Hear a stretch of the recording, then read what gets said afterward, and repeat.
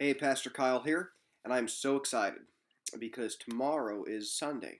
It's the first Sunday of the new year. It's the first Sunday since we began our year for God, our five covenant commitments. And if you have been doing the daily devotion, it's going to be a different experience for you, and it's going to be a different experience for our church.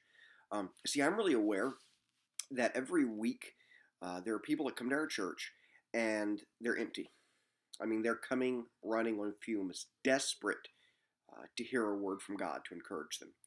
And it's a privilege to be able to be part of that. But it doesn't need to be the way that it is. You don't have to come in empty. You can actually come in filled. And then from a place of being filled, there can be this overflow in which you're worshiping God, receiving from God, maybe connecting with other people who are a little bit empty, and you can actually give back. And so I'm really excited because if you have been doing your devotions this week, having your quiet time, even if you haven't, if you just start today, you can go tomorrow with a different mindset to church, and it can be a completely different experience, one that's really positive and very cool. Well, so far up till today, I've been talking about how to have a quiet time and really get something out of the Bible and apply it to your life. I have a few more things I'd like to talk about regarding that, but I'd like to turn the page today and talk about how to pray. Having a prayer life is not easy. As a pastor, there have been times that I've been distracted, I have been tired. I remember one time early in my pastoral career, I had an office in part of the church that no one else had an office because we didn't have office space at that time, and trying to have a prayer time in my office and just zoning out and finding myself daydreaming and thinking, I'm a pastor and I'm having a hard time focusing. And while it's gotten better, I can't say that there aren't times that it just prayer isn't always the easiest thing. So today, what I want to do, I want to share a scripture with you, and then I want to give you some steps that have really helped me in my prayer life. If you're not sure what to say or how to talk to God, the scripture is one of those incredibly encouraging scriptures, and it's from Ephesians 3, verse 20. Ephesians 3:20. And Paul writes, now to him, that's God, now to God, who is able to immeasurably do more than all we ask or imagine, according to his power that works in us.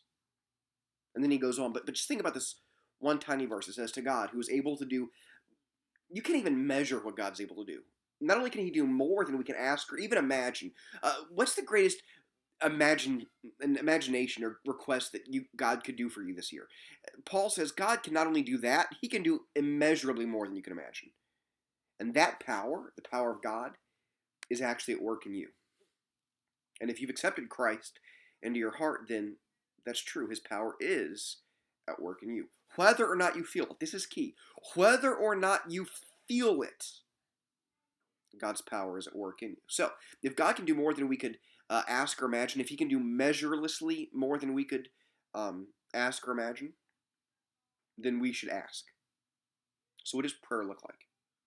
If we're not careful, prayer is always just give me, give me, give me, and that's the asking part. It's okay to ask. We just read that it's okay to ask, but that runs kind of shallow pretty quickly.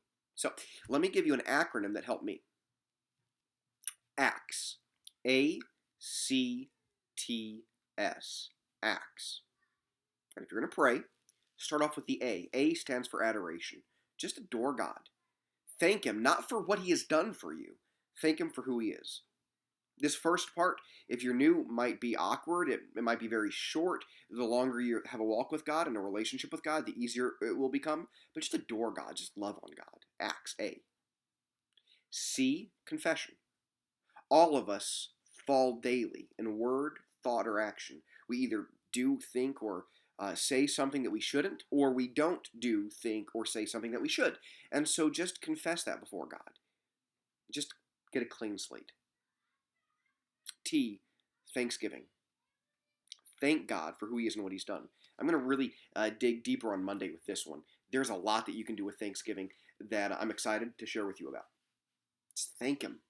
Thank him for the life that he's given you. And then S is supplication. And supplication is just a fancy church word for asking him for things. Yes, bring your requests before God, but don't lead with that. Ground yourself in getting any junk out of your life. Ground yourself in adoring God and thanking him. And then out of that place of trust and purity, bring a request before Him. Submit them to Him.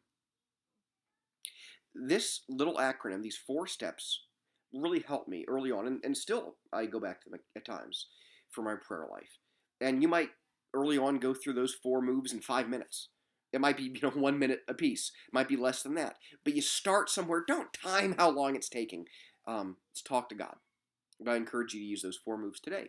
And then tomorrow, come to church, ready to worship, ready to receive the word. It's going to be great. By the way, one final thing, I can't encourage you enough to come to church tomorrow. We start a new series called Braveheart. We're talking about living free in God. It's a 4-week series. The reason we're doing a series is it's too long to cover in 1 or 2 weeks. This is powerful, powerful stuff that I believe that you need to be in attendance for. So I hope to see you tomorrow. God bless. Have a great Saturday. Try and stay warm.